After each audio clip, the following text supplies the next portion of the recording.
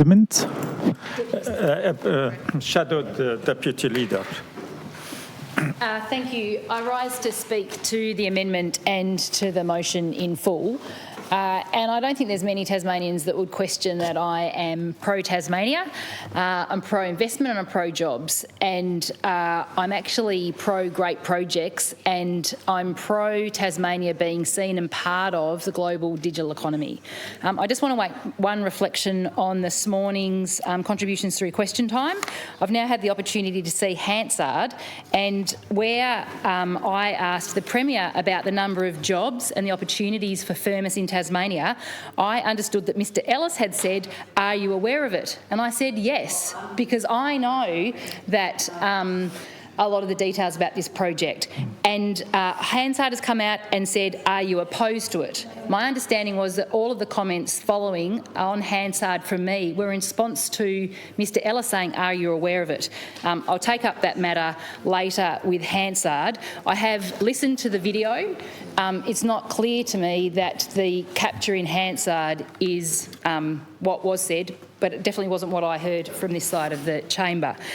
So for me in Tasmania, this motion that's been brought forward from the member for Lyons, and definitely Tasmanian Labor's position, isn't about anti-project, and it's definitely not about anti-Firmus. But what it is about is it's about pro-transparency, pro-information and pro-putting Tasmania front and centre in the decisions that are taken by this government. Now, we have got record upon record upon record of this government not being able to manage projects particularly well, whether they be their own projects or projects done by others, and it so therefore is absolutely reasonable that this place and Tasmanians would expect great interrogation and great auditing of where the government is at with this project. And I think it's really important, particularly when we're looking at future industries and new industries in Tasmania, that the government is held to account to be answerable to this place and also to Tasmanians. It was, for instance, just out of the member for Lyons' questions this morning as well about the AI safeguards within the government. They're looking at making a whole new tranches of investment in how AI is used within government departments, but haven't done the basic work, the foundations. And that's what we see time and time again here, that this government talk a big game, but talk is not action, and it is not protection of the Tasmanian people, and it is not about putting Tasmania front and centre. So the questions that are raised in this motion, the documents that are required as a part of this motion are absolutely reasonable and fundamental to the trust and confidence of Tasmanians in projects such as this. Now, I just want to speak a little bit about the amendment. I understand in the amendment that when documents are ordered to be tabled, they're not redacted. And so I think that it is reasonable to consider an amendment that allows for redaction. Tasmanian Labor would be of interest to any amendments to this here before us, that anything is redacted is actually then taken to a closed opportunity for members of this place to review that redacted information. And in fact, further, that any redacted details from the documentation are summarised and that there are reasons why so accompanying documentation detailing why things have been redacted. Because unfortunately, this government is operating in an environment where Tasmanians have no trust in this government anymore. We ask simple questions, they deviate, they don't answer, they don't tell the truth, and they intentionally tried to hide information. So if you are redacting things in documents, we believe there should be a summary associated with that that outlines why, and the opportunity should be provided to this place to actually have an in-committee update of those redacted matters following the tabling of the documents. So we would be open to that being considered with the amendments today.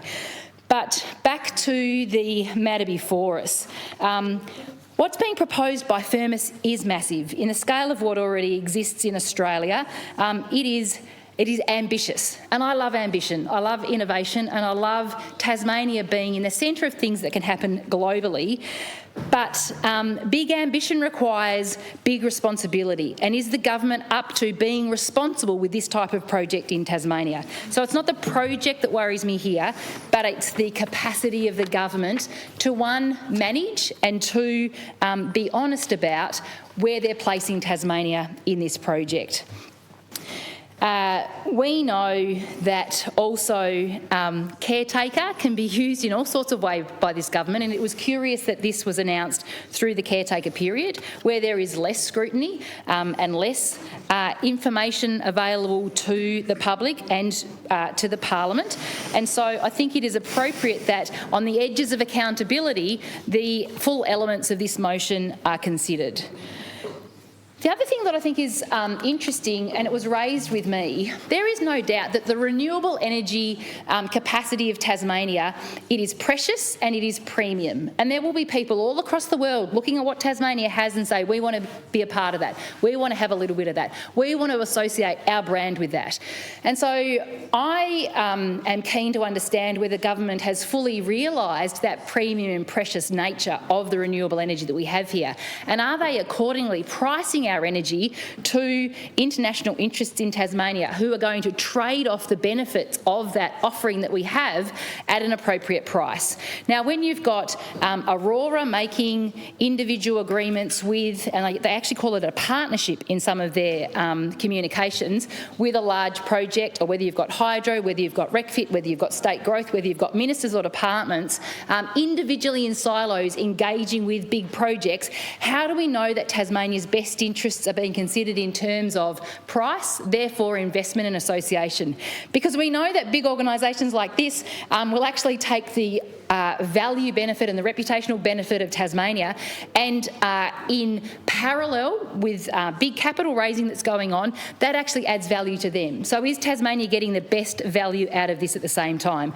And it's reasonable for us to ask those questions, because what we know is historically in Tasmania, when Tasmanian businesses supporting Tasmanian jobs want to use this precious and premium energy in Tasmania, they haven't been able to. So there's been the challenges of Boyer being able to get their 45 megawatts of power to change their coal-fired boiler and electrify. We know that there are hundreds of jobs at Boyer, so every megawatt hour invested in that site supports hundreds of jobs and all of the indirect jobs and the supply chains that support a site like that.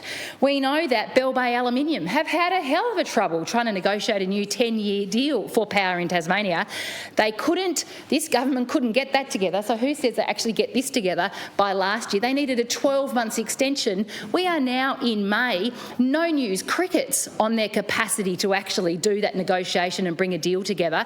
Bell Bay Aluminium, the power of the megawatt hour investing in our local community and right across Tasmania, hundreds of jobs on site, hundreds of businesses in the Tasmanian ecosystem supported by that site, and we can't have a government that can negotiate a deal for the power there. There are lots of examples in Tasmania where the government haven't managed the available energy for Tasmania's best interests. So how can we be assured that they are managing this magical energy? All of a sudden there's this 104 megawatts available for a data centre, and my interjection this morning I stand by, although maybe I misheard Mr Ellis, and I will accept that if I did.